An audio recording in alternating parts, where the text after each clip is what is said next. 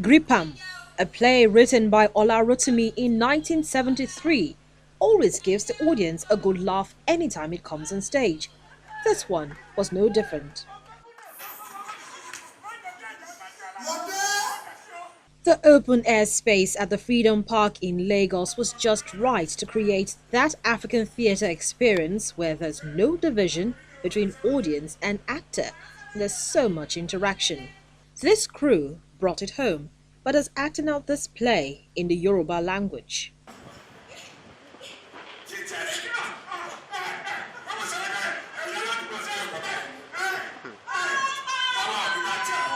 Great storytellers like the Nobel laureate Wole Soyinka takes it all in from a bird's eye view, while Jimmy Sholanke, whose narrative style is always surrounded by people, decides to keep it that way.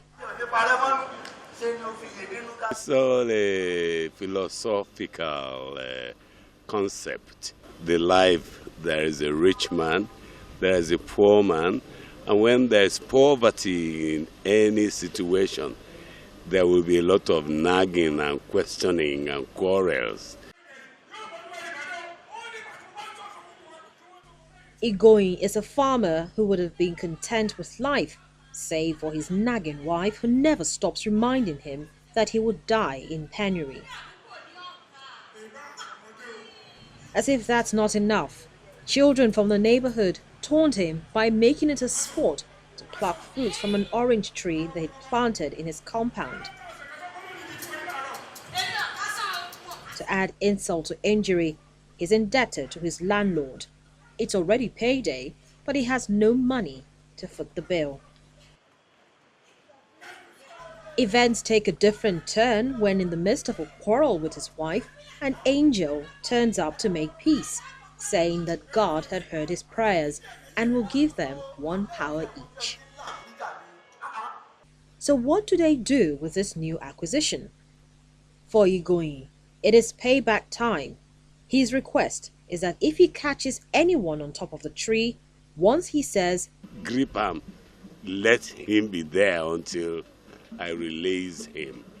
the first culprit is his landlord, not the naughty children who were his initial targets. And so the landlord came asking for his rent, but he was attracted to the forbidden tree. He was hung on the tree and gave the house to the poor man. Ironically, Imbrobro's target is her husband. Since he had chosen to die a wretched man, she asked that death should come and kill him so that she can have peace.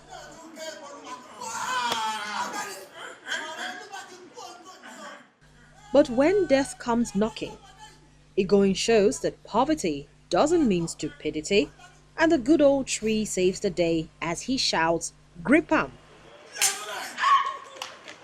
Philosophically, poverty, armed poverty, and nagging can never leave this face of the earth. That's all it's all about.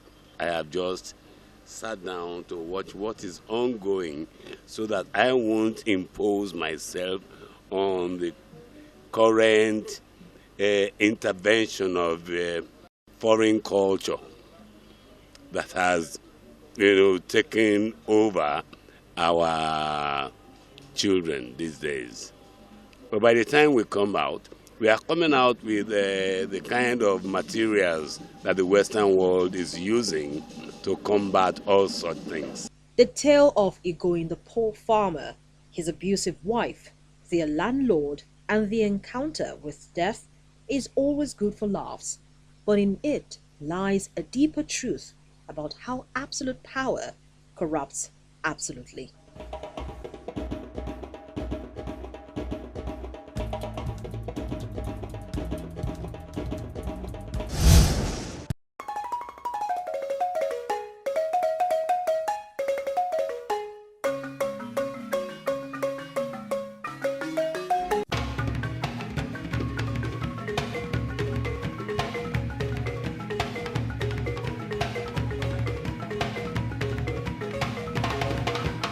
Jimmy Sholanke, born July 1942, is a Nigerian film actor, dramatist, folk singer, poet, and playwright. Sholanke graduated from the University of Ibadan, where he obtained a diploma certificate in drama, after which he moved to the United States, where he created a drama group called the Africa Review, focusing on African culture. Sholanke established himself in Los Angeles, California, where his storytelling career began. He was awarded the Best Master Storyteller by CNN. In 1986, his reputation earned him the lead role in most of Ola Balogun's films and was part of the team that made the film of Kongi's Harvest by Nobel laureate Wole Soyinka.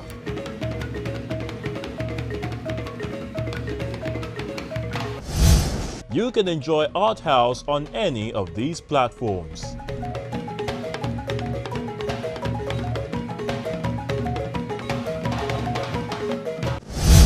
And that's how we draw the curtain on this week's edition of Art House. Thank you so much for spending time with us.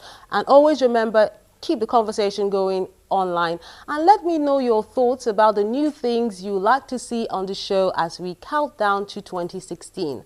I'm Melinda Akinlami. Have a lovely day.